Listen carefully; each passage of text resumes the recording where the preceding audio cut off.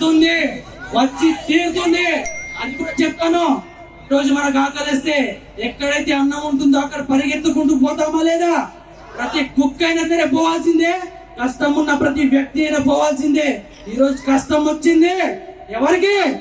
రాదు. నీకు రాలేదా? వచ్చింది. నీతో పాటు ఇంకో ఇద్దరిని తీసుకొని ఇడికి రా. వస్తేనే మన సమస్యకు మనం పరిష్కారాన్ని వెతుక్కుంటా. మన కోసం ఎవరు రారు. ఒక్కొక్క మంత్రులైనా సరే, పెద్ద పెద్ద లీడర్లైనా సరే, వేల మందిని, కోట్ల మందిని శాసిస్తున్నప్పుడు మనం ఓ ఇద్దరిని పట్టుకొని రాలేమా? వస్తాము, ఖచ్చితంగా వస్తాను. దేనైనా సరే కదిలించగలము. మీకు ఒకటే చెప్తాను భయ, ఇసుక ఇసుక కలిస్తే ఇటుక అవుతుంది, ఇటుక ఇటుక కలిస్తే గోడ అవుతుంది. ఇలాంటి 4 గోడలు కలిస్తేనే బలమైన ఇల్లు అవుతుంది కదా.